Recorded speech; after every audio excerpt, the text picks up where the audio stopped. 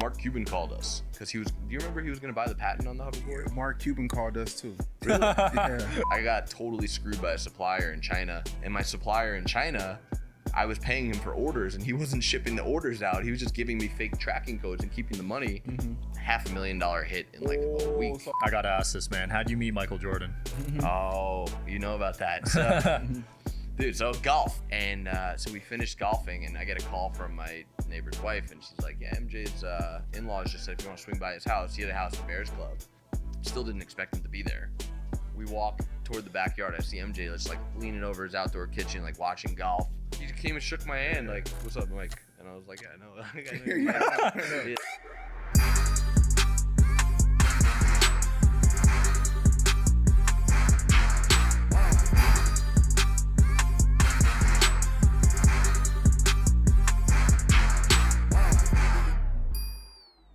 Welcome back to the Digital Social Hour. I'm your host, Sean Kelly. I'm here with my co-host, Wayne Lewis. What up? What up? And our guest today, Jared Goetz. What's going on, guys? How's it going, man? Sure. Going amazing. It is hot as hell here in Vegas. But you're from Florida.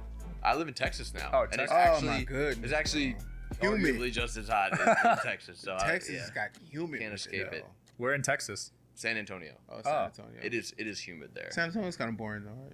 Yeah, why'd you choose? I like a boring life. Oh, you do? Yeah, you know, I Okay. just had a newborn baby. Okay. You know, I live on a golf course. I'm kind of like an old man. So San Antonio is perfect for me. Okay. So you grew up quick. You're already an old man? Yeah, I lived before San Antonio. He wants to be an old man. I thought. Yeah. I was in Boca, Yeah. living in a country club in Boca, and I was in a men's golf league. Oh, shit. And I was like by far the youngest guy. I was playing with like 50, 60, 70-year-olds. So Yeah. I'm really an old man. So a golf league. So you're like actually competing, like. Well, it was like just a fun men's league. I'm not. No, I'm like a 10 handicap. I'm not like competing. Okay. I've never played, so I don't even know what that means. But It's my favorite thing to do. It's something that you can do for the rest of your life. Yeah. You can always get better at it. You can always travel around the world for it. You Right. meet cool people, and it's super fun once you get yeah, good at it. yeah. I heard the networking in golf is. Yeah, for sure. Out of this world. Yeah. Yeah. And once you hit your first good shot, it's so addicting. Yeah. Yeah, anyone who knows golf can relate. Yeah. So at Top Golf, are you just hitting it over the entire net? I can get it over the net if I'm on the third floor. Wow. Yeah. That's impressive, bro. Yeah, working out, you know. Top Golf here in Vegas. Yeah, You can They're get all it- the same. You can get it over the net. yeah, I've done it before. Yeah, they're all the same. I Same didn't know that. layout. I didn't know people was even hitting it over the net. Bro, yeah, I've seen it. For real? It's nasty. I wonder if people cars get hit over there. Probably. So what did you do before semi-retiring, I guess? So my first business, I used to throw concerts for a living. When I was in college, actually before college, I used to rent home. I was always a hustler. I would rent homes in the Hamptons for like a month at a time, and then each weekend I would re-rent them out to prom parties. So we'd rent the home for like 20 grand for the month, and it was kind of sketchy. You know, I was 17, 18, calling these homeowners like, yeah, we need it for our family for the summer.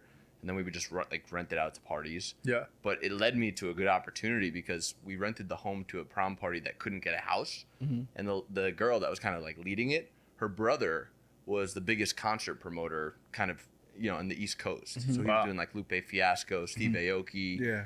And long story short, he's like, hey, you helped out my sister. We're doing a Steve Aoki and a Lupe Fiasco tour coming through your college. I went to Albany. Yeah. He's like, you guys can be 50-50 partners on it if you can come up with the money. And yeah, so that was my first career. We threw Steve Aoki show. First night we made 50 grand. Then the second night we threw Lupe Fiasco and we lost 50 grand. So we broke even, but it was really cool because I was like, you know, I grew up single mom, only child. My mom was always working like 2 or 3 jobs. Yeah. So like making 50 grand in a night was like, you know, I knew people could do it, but in my reality it was just totally out of control. Yeah. So I got into the concert promoting business, and it, you know, that's led me down a few other journeys. You know, I was with Yik Yak. You know Yik Yak? Yeah. The app. They reached out to me to sponsor my shows. So I created my own show. It's the world's largest foam party. It's called Electric Flurry. You can still look it for up on real? YouTube. Yeah. We got like these giant foam cannons, and they would shoot foam 200 feet in the air. Oh, nice. All that stuff. But yeah, Yik Yak reached out to me to sponsor my shows, and then I was like, you guys should promote your app like this or that. And they were like, can you come on and do it for us? So then I got involved with Yik Yak, and there's been a few other things in my career. Nice. before. So you were a party guy. A party I was. a party guy in a way. I was. Yeah. Kinda, yeah. That's dope. Yeah. Yik Yak went out of business though, right? Yeah, so Yik Yak, when I came on board, we had 100,000 monthly active users. We got up to 10 million in 4 months. Damn. So it grew super viral. And while I was at Yik Yak, a friend of mine went to China and he discovered a hoverboard before anyone had ever seen hoverboards. And Yeah. I was known as like a good marketer. you know, I was just like, he's like, Jared, you gotta tell me what do we do with this product? And I was like, I don't know. It's like, send me one. So he sent me one in the mail.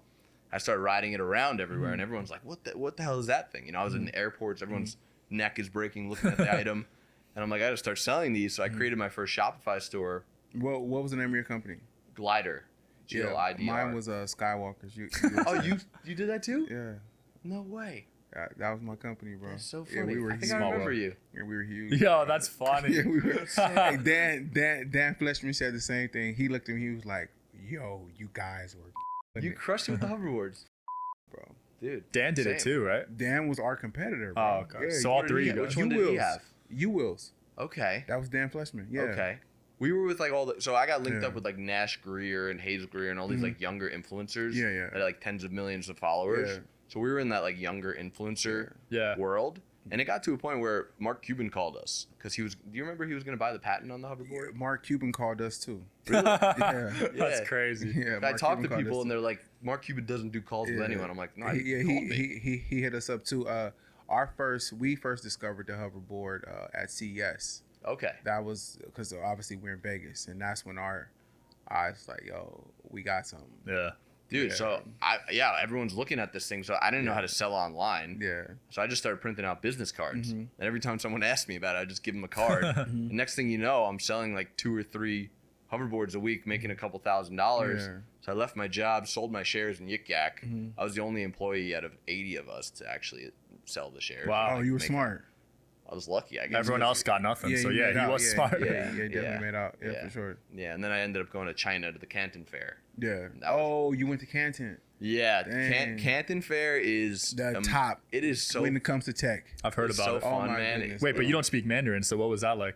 Hilarious. There's some people actually understand you. Believe it Oh, or not. yeah? Yeah. They Some speak people- English there? Yeah, some people. when There's you're some like- translators over there too. Yeah, and you stand out like a sore thumb there. Easily. Yeah. Yeah, and I went to some more rural areas in China too, and it's really funny because like Yeah. everyone's staring at you, pointing at you, Literally, pictures. yeah. I just told everyone I'm a professional baseball player, so I was taking pictures with That's everyone. funny. And yeah, I discovered the next product out in the Canton Fair. You got to see those inflatable loungers. You wave through the air and they fill up. They start in like a little bag. They look like a little banana. No, They're very I popular. haven't seen those. Inflatable lounger in the pool. You're saying? No, No, it's you like said you go lounges, camping with it, right? Oh, And you okay. just like wave it through the air and it fills up. Oh, Most people listening probably have seen them before. Okay. They were Yeah, very yeah. viral. Yeah. And yeah, started importing those. That was my next product. And then, I was selling at retail. I was selling at major retailers. We were Yeah. at trade shows Yeah. on Amazon, Shopify across the board. And then I discovered drop shipping. I was actually at a trade show in Dallas. We were at Outdoor Retailer. And we were talking to people for 3 days straight. I was tired. I had a flight the next morning at 7 a.m. and it was midnight. And I was about to go to bed and I got an email. This was back in like 2015. And the email was from a marketer. It said like how to sell products without ever seeing or touching them. And I was like, man, I should really go to sleep. But let me just open this real quick.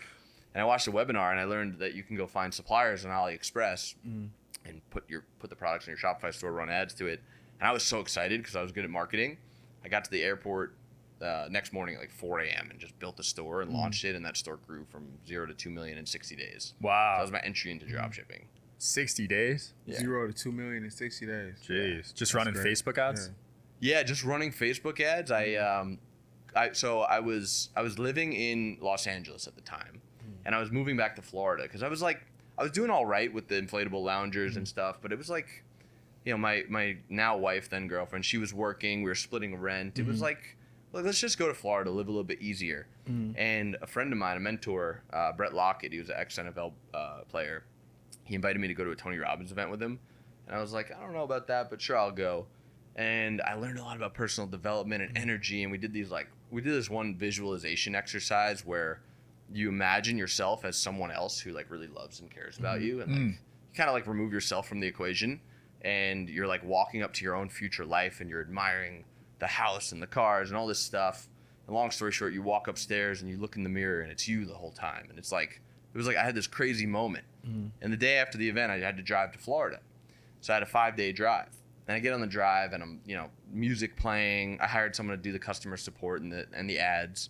And all these ideas just started coming to me, like just seemingly out of nowhere. And I would just make a call, hey, let's try doubling this ad set, or let's just try this or that. And the store scaled from like $1,000 a day to $50,000 a day in 5 days. Wow. And it's just like that's when dropshipping started changing my life. Wow. Yeah, I never got into the drop shipping. This merchants has always been like a thing to me. I've always try to stay in their good graces because they hate drop shippers. Yeah, it's challenging for sure. Yeah, there's lots of challenges that come with it, but there's there's pros and cons to it. It's like the amount of overhead you need is very low. You're never low. sitting on stock. You can always test additional products. If you have a brand, you can try 50 other products in your niche. And limitless access to what they have access to instantly without even paying, and then you don't have to pay for inventory or anything like that. No, you have to pay for a warehouse. Yeah, you can mainly just focus on the utility of the product and the marketing. And, exactly. You run ads to 50 products, whatever is the lowest cost per acquisition. You scale. And, that business model definitely changed my life. Until I got totally screwed by a supplier in China. The store was continuing to do 50, 60, whatever K a day, and I was traveling. I was in Thailand, just like enjoying life. It was the first time I really had like good money. And one of my support agents was like, "Hey Jared, we found 100 tracking numbers that aren't working." And I'm like, "Yeah, we're doing 2,000 orders a day. Like, figure it out. Let me know." Next day, Jared found about 200 tracking numbers that aren't working. Whatever, figure it out. And then I had to fly back from Thailand to the US, so I had a 24-hour travel day. When I got back, they found like 1,000 tracking numbers that weren't working. And then we spent like a week like trying to figure out what was going on. And my supplier in China, I was paying him for orders, and he wasn't shipping the orders out. He was just giving me fake tracking codes and keeping the money. And I found 7,000 tracking numbers from customers that we sent to them. So it was like $500,000 hit in like a week. So how did the shoot? That was horrible. It was horrible. You lost the merchant. Oh, I mean, it was like there was so many things that went wrong from it, but it inspired me to build Zendrop. So like, even though it was a really low point, and I did recover from it, I kept drop shipping. I figured it out, but it was like really stressful for a few weeks. So what is Zendrop? Zendrop's a marketplace for drop shippers. So basically, we have over 1 million products on our catalog. We have 2 facilities in China. We have about 50 suppliers in the US, and anyone that wants to sell online, they go on Zendrop. You can upload whatever image you want, and we'll print it out and put it in all your packages for you. So it's got branding in it when it gets to your customer. We got education, trending product section, so you see what's selling. And that's cool. We've had but they just have to do their own marketing themselves and stuff, right? Yeah, exactly. We're just like a reliable supplier. We can typically beat prices. Yeah, no fake tracking numbers. Right. So let me ask you a question. What about, is it personalized? Can they use their own domain for their stores? Oh yeah, they build their own Shopify store. We're an app. So we have over 1 million Shopify merchants that have signed up and connected their store to Zendrop. Okay. So can you still use what is that? Stripe? Yeah. Stripe will still take it? Yeah, so we're basically, when you have a Shopify store, you go on Zendrop, you pick what you want to sell, you import it to your store, you sell it, you collect the money and everything. But when you make the sale, we charge you the wholesale price and we ship it out to your customer. Oh, okay. Okay. Yeah. So it's way more efficient. Yeah, it's extremely efficient. Yeah. It's reliable. We can scale. We can build brands. What's the shipping times? Our fastest shipping time is 4 to 9 days from China to the U.S. That's fast. That's from fast. China. That's fast. From China, yeah. And we're always like we work with over 100 shipping lines. We got about 480 people in China that are packing and shipping things, and we ship around the world. So a brand would typically import their product to the U.S., put it in a warehouse. They'd have to buy 60 days worth of inventory. And then if somebody internationally orders the product, the shipping cost is super expensive. Like $34, $40. Yeah, for us, you can actually build, like we do something called drop branding for our big clients where you can customize your stuff. You can buy 7 days worth of inventory, keep it in our warehouse in China. Every time you make a sale, we replenish it from the factory, so you never run out of inventory. Wow. And we can ship it all around the world. And shipping is super cheap, and it's actually fast to a lot of other countries. Do you guys show the ROI on items? So people could sell the product for whatever they want, but typically people mark it up like 3 to 4 times. Yeah. Nice. No, but do they actually know what, so different products are trending at different times, right? Yeah. It's all about trends, Yeah. So with you guys, is that what your products are based on? What's currently trending and what's selling in the market? We pretty much have everything you can imagine on the platform, and if we don't have the product, we source it within 24 hours. You can put an AliExpress link, and we'll have it on there. Wow. But we do have a trending product section, which is always being updated based on all the, we have millions of data points in our stores. But we don't share our biggest clients winning products in that section. So it's like, there's a balance of integrity and wanting to help other people. Do you have an AI picking the trending products, or is it? Yeah, we have we have a process for it. You know, there's a lot of data to sort through, and we try to do it efficiently.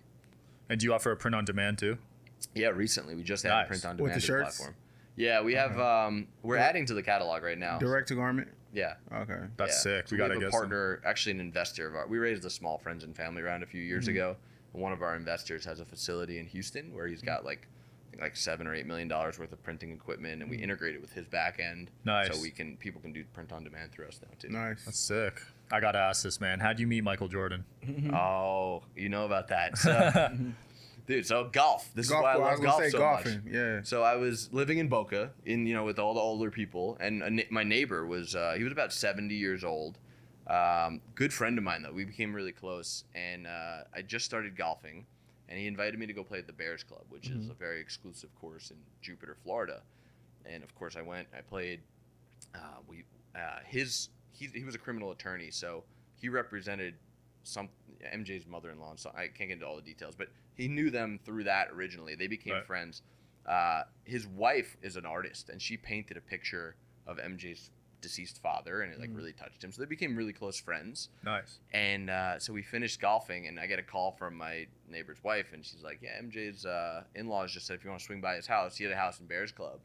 You can go over there and check it out." So in my head, I'm like, "Yeah, we're gonna go look at MJ's house." We pull up, 2 guys come out, like, "Gentlemen, follow us." I'm walking into Michael Jordan's house. Still didn't expect him to be there. We walk toward the backyard. I see MJ just like leaning over his outdoor kitchen, like watching golf. We walk outside. I meet MJ. It's him, Ahmad Rashad, his in-laws, and his 2 daughters, me and my neighbor. And he's like, "Yo, I got this new tequila line coming out. Now it's out, but before it was like in plastic bottles. He's like, you want to try these different tequilas?" Yeah. So I'm like drinking tequila. He's opens a big humidor. We're smoking Cuban cigars. Yeah. And then my neighbor's like, "Yo, Mike, why don't we take Jared to your trophy room?" So I'm like walking behind Michael Jordan through his house. We walk into the trophy room. I look up. This floor of the Chicago Bulls stadium is like on the ceiling, and I'm just like standing in there like, how the hell did I end up here today? Like, I had no idea. And we hung out for like 3 hours. He stayed for dinner, and we just didn't want to intrude too much. So we must have made a good impression for him to have invited you to dinner. We were just regular guys. We were just chilling, like talking, just like hanging out. You weren't fanboying. That's probably why he liked you guys. Yeah. I'm like, MJ. It was kind of hard not to. So what'd you do? Were you like, "What's up, Michael Jordan?"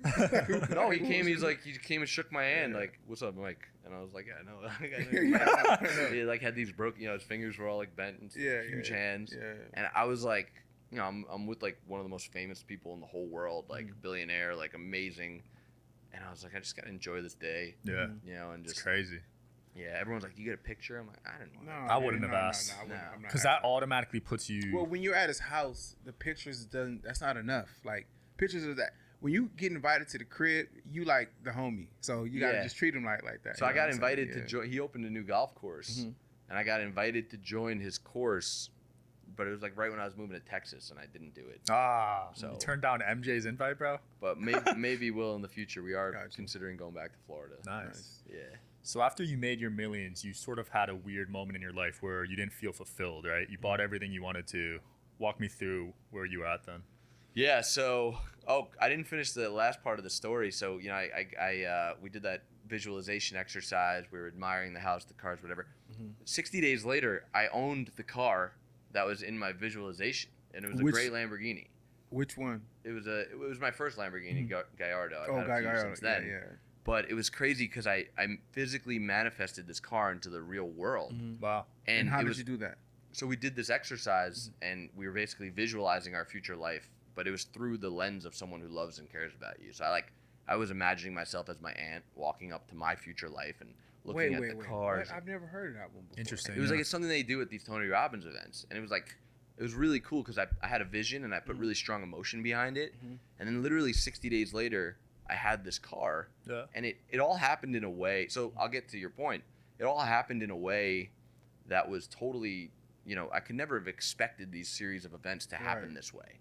Most people, they try to create in a linear fashion. They say, first I need to do this, and then this can happen, and then I can go do that, and then this person will be here, and then I can do this and that. And we, as you guys know, we live in a universe of unlimited possibilities, so things never happen the way you expect them to. Right. But most people attach themselves to the outcome. And when things don't happen the way they want them to, They get stressed, they get worried, they get anxiety. And I'm a firm believer in the way you feel manifests the world outside. So like, you know, if you could feel good and let go of the outcome, things will happen. So I learned that through that experience when that car came into my life. And, you know, I made the money, I bought the car, I was traveling. And when I was in Thailand traveling, I was actually like doing a tour of like Buddhist temples. And I was on like a tour boat with like a few other people. And there was this French couple. And this, you know, I was talking to them and we were hanging out. And when we were leaving, the wife was like, I hope you find what you're looking for.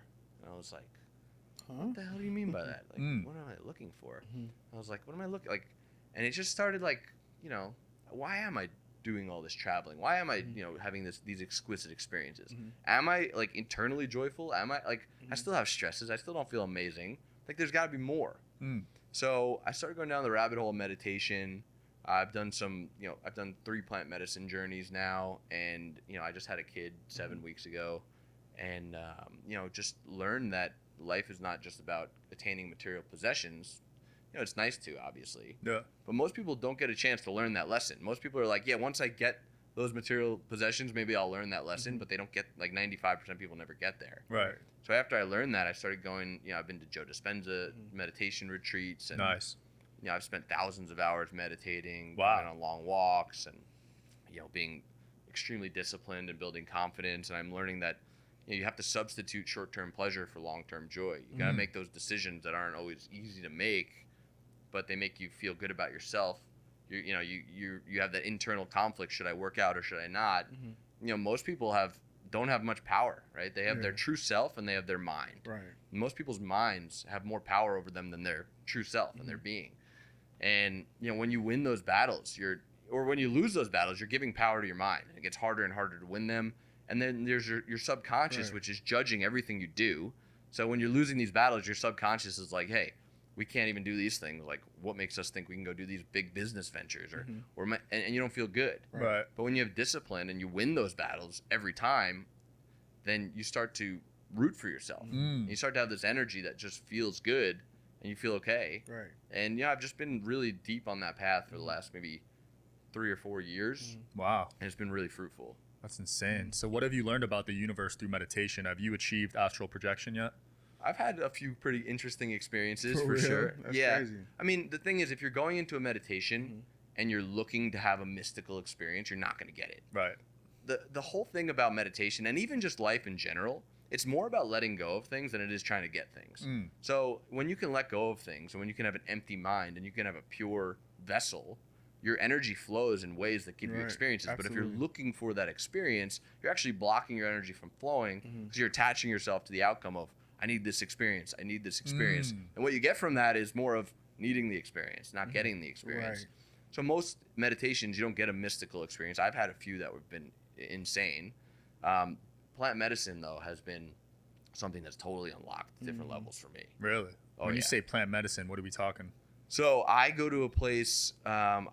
So, do you guys know Ben Greenfield? No, I never heard of him. He's got a big podcast. I've never heard of him. Anyway, I booked a consultation call with him because he has a big podcast. I was starting a podcast. I wanted to pick his brain. The call was in like a month. I was listening to an episode and somebody asked him a question. They're like, what's the most profound thing you've ever done? And he's like, well, aside from this one thing I can't talk about here, blah, blah, blah, blah, blah. So I'm like, I get on the call with him. I'm like, yo, what was that thing that you couldn't talk about on the podcast? And he's like, there's this plant medicine that essentially makes your brain like 20,000 times more lucid than it usually is. And you have a voice recorder strapped to your chest and you're laying down and you just speak the truth for 6 hours. Then you transcribe it all and you have total clarity on your life. And they call it cryogenics, but you can't find it online. It's like a, you know, very so exclusive invite. So do you speak the truth unknowingly? So the way to describe it is like you're lying there and your mind and your ego is kind of like offline and you feel like you get electrocuted with like 1 trillion volts of love. So you're just like the best version of yourself in this moment. And anything what is it called? They call it cryogenics, but you're not gonna be able to find it online. It's like you have to make an introduction. It's like $40,000 to go do it. It's like you know, a lot of CEOs, like leaders, major billionaires, people like that have been there. I've met some really cool people there. So you actually did it? I've done it 3 times. I do it once per quarter now. Wow. Yeah, and it. John said, "Wow." No, I want to do it. Like, this is interesting, dude. It is Wow. it made me realize, like, So it's 40K every time. It's 40K for a 4-session package. Oh, okay. Yeah. Oh, okay. It's worth it though. Yeah. I mean, It's so my first time doing it, I always had like this conflict. I knew I wanted to have kids eventually, right? Eventually I want to do this. Eventually I want to do this. But I always had this conflict. And like when I was in the medicine, I'm like, have kids now. Like, what are you waiting for? Like, you know what life's all about. And I just had this realization and like got right to work. And like it just gives you total clarity on things. It's not like you're on the limitless pill and you're like, oh, I need to do all these crazy things. It actually reinforces the lessons that are deep inside of you, but at a level that you've never experienced before. So like you realize like life is all about love, but it's like, it's not just like, oh yeah, life's all about, you feel it in your core, and it's like a lesson that you can't explain. Then you're going through your recording and you're transcribing it. So you're typing it all out, like 20 pages or so. And you work with a coach over the course of the next few months until your next session. And you pull out all the nuggets about life that you kind of spoke into the truth. wow. Yeah. And it's been, I mean, it's just, How long is each session? 6 hours. 6 hours. 6 hours. Well, But it feels like 10 minutes. But you're not tripping though, right? It's not a psychedelic. You're totally lucid. Like you're literally like you feel one with God. Wow. Like, I was never a religious person. I'm Jewish technically, but I never grew up with religion. I didn't really know the concept of God. I always thought, like some figure in the sky, whatever. When you're in the medicine, you're literally one with God. You understand it. And the thing is, when you talk about these things, language language was created to separate, to connect people that are separated. So inherently, language separates people. So there's only so much you can communicate through words. Experience is thousands of times more potent than words. So I could sit here and describe it to you for hours, and you might get a little bit of it. But when like the first time I went, this guy was like, "You'll know. Like when you know, you'll know." And the next day I saw him, I was like, "I know." I know now. Yeah, and that's been really cool for me. Wow, That's nuts. Would you try that? I would. I'm just scared. I'm. Let me just take away the scare. I'm not scared. It's just, it's an experience. I tried microdose, shrooms for the first time a couple months ago, and I was like, yo, this is sick. He said nice. I do that for y'all. But I keep hearing like different medicines that are out there, and they just bring more and more and more. And as you continuously meet with people who are on certain levels, like it's a little bit more where they're at. Like, no, try this. It's a little bit more than that. You know what I'm saying? I would say this is not more than like shrooms, for example. This is not more intense. No. It's a very easy experience. So the second time I went to do it. Okay, so wait. Before you start on that, what was the other guest? He was speaking about something similar, right? But his was, you go to this spot. Glenn. Yeah, what was that? It wasn't ayahuasca. did it was more ayahuasca, powerful than that, right? Yeah, I forget what it was. I know what you're talking about. Yeah. You relived all your memories. Okay. It was Yeah. something way different from I this. think I know which. I forget the name of. Same as real super discreet. Like you gotta know someone. Yeah, you gotta know someone. Yeah. Anyway, the second time I went to do it, I had some anxiety because I couldn't remember what the first one was like. I remember it was amazing, but like I was getting up to it and I'm like, and I don't like just like letting go of control. So I was like super anxious. I'm like, I'm scared to do it. I'm going to do it, but I'm scared to do it. And then right when it started, I literally was like, okay, I'm never going to be scared to do this again because it's the most beautiful experience I've ever had. Wow. So like, So is there someone in there with you or just you? there's two people in there with And you. they're asking you questions or you No. or you're just firing. You go in with intention. Like you could go in with intentions, right? If there's certain parts of your life you want to figure out, you can like, you'll remember. You're not like you are in outer space, but you can remember things kind of. But you're lying down and you have an eye mask on and you have music on. Yeah. And you have a voice recorder on and you're just speaking. You're just like, you feel so good that you never want it to end. Wow. It's crazy. And you're laying there for 6 hours. 6 hours, yeah. But it feels like 10 minutes. Yeah, well, the first time I was done, I literally felt like I was reborn into the world. Like a fresh start. Like I just shed all my traumas from the past. Like I healed myself. I literally felt like I was a fresh, newly born person into the world. Wow. And there's doctors on staff. There's two people that are there with you the whole time. If you need water, like 3-4 hours in, they'll bring you water. What changed about you after the first time?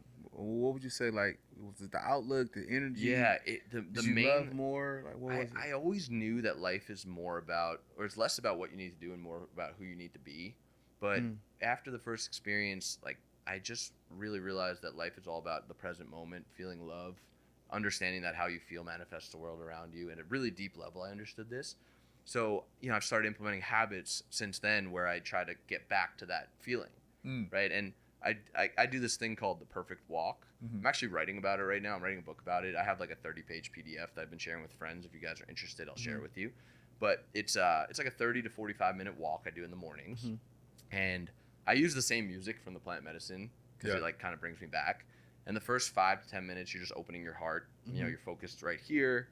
You're, thinking about something you love, and you're just kind of, it's first thing in the morning, right? Before you think about all your problems, before you get into the same routine, you focus on your heart. Second part is you feel your power, your strength. You feel like you could do anything. The music gets more intense. The third part is a moment of just being totally present, letting go, noticing the things around you. Any thoughts that come up, you just let them go. The fourth part is you're walking, you're feeling connected to God or the universe or source or whatever it is you believe in.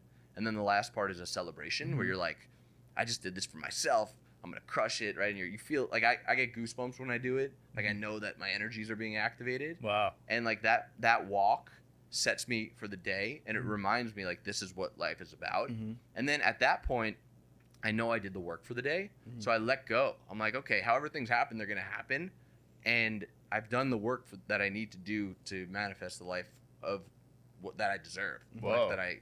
So this is at the end of the day or the beginning? This is the beginning of the day. Okay. But then throughout the day, oftentimes we feel anxious, and we don't really know why because we have so many things going on in life, so many distractions. So much stimuli that oftentimes we don't know what's causing us to feel this like little, maybe it's not crippling anxiety, but it's a little ambient anxiety in the background. Why do I feel whatever? Yeah. So I use that as an opportunity to just bring my awareness back to the moment, realize like right now everything's perfect. Right. And when I sit in that space for a few minutes, like typically the thing that was causing me anxiety like bubbles up. It dislodges, and it's like, oh, I just need to like email that guy or something like comes up. It literally just take care of it. Yeah, but if you're in the cycle the whole day and you're just going and going and going and going and going, there's more things that build on it and build on it. And most people never let that stuff go, and that eventually will create diseases. Your confidence will get low. Your energy is low. Right. So really, since the plant medicine, I've realized this stuff very deeply and implemented these practices in my life to be able to live this way regularly. Nice. You recently took a health test to determine your biological age, right? Yeah. And you got 21? 19. Yeah. But you're actually 34, right? 32. Turning 33 in like a month. So how are you able to take 11 years off your life? That's a great question. So I do that a lot damn of plant. Go get the plant. It could be the plant. I do a lot of stuff. Like I have a sauna and a cold plunge at my house. I do that every day. I have a biocharger. Have you guys ever seen that before? What's biocharging? Oh, biocharger's really cool. It looks like a Tesla coil, and it's got like, you sit next to it, and if you hold a light bulb in your hand, the light bulb lights up. So it's sending electricity through your body, and it uses different frequencies.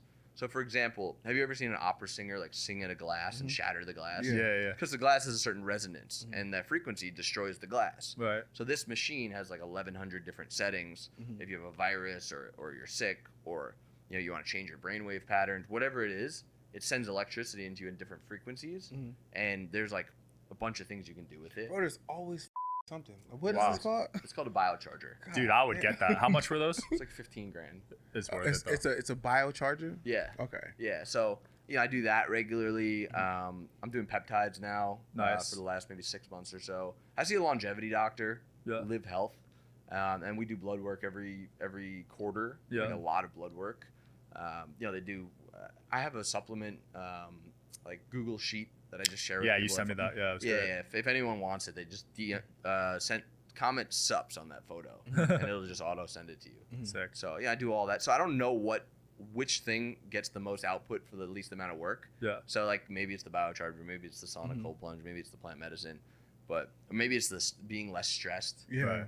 I eat really healthy too. Yeah. For the most part, I'm like always doing 75 hard. Yeah. Because if I'm not doing it, I'm like always losing the battles, and I feel like I'm not, so I was just kind of always doing it.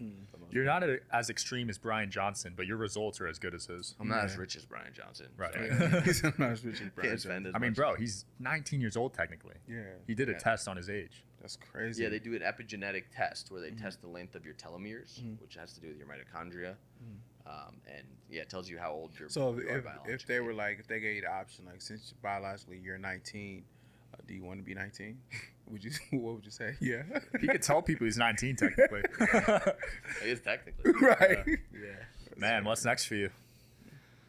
Well, I am getting more and more passionate about these kind of conversations.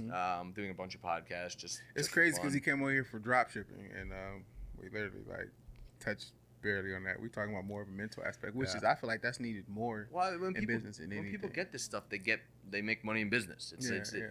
Honestly, what's next for me is I want to figure out how to help be a guiding light for that generation after, like the younger, 18 to 20 something year olds that are addicted to TikTok, and they're like, they're consistently distracted. They're ruining their brains by feeding themselves dopamine through all these different places, and they don't know anything about being centered. They don't know anything about building their energy. They don't know anything about this stuff, because most people that talk about what we're talking about, they're not very relatable people. They're like kind of like woo out there people that you're like, I don't know about that guy. But I want to be a relatable person and show the reason that I've been able to build Zendrop, for example, and the reason why I've been able to achieve financial success is not because I'm smart. It's not because I'm the hardest worker. It's because I spend a lot of time working on myself, a lot of time reflecting, a lot of time planning, not so much time working, actually. Wow. And it's more planning and strategizing and being in solitude on these walks and these meditations, and that transmutes into creating the life of how you feel. And this is what I want to be talking about more often.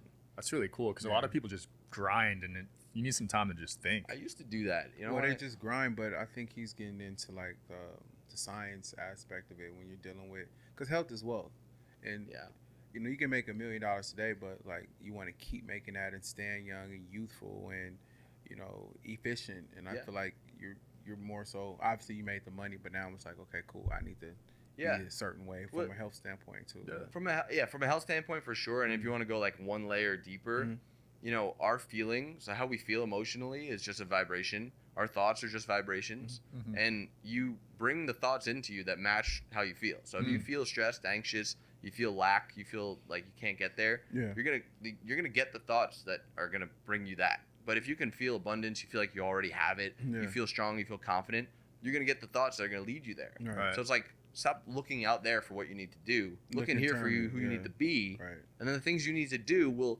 naturally guide you there in a way that you couldn't have expected. And you let go of the outcome, and things will happen. You'll get to a place that's beyond what you could have expected in a way that you couldn't have expected. Right. Absolutely. Love that. Where can people find you? Instagram, Jared Goetz. You can check out Zendrop. And Love it. All right, guys. Thanks for watching. See you next time. Peace.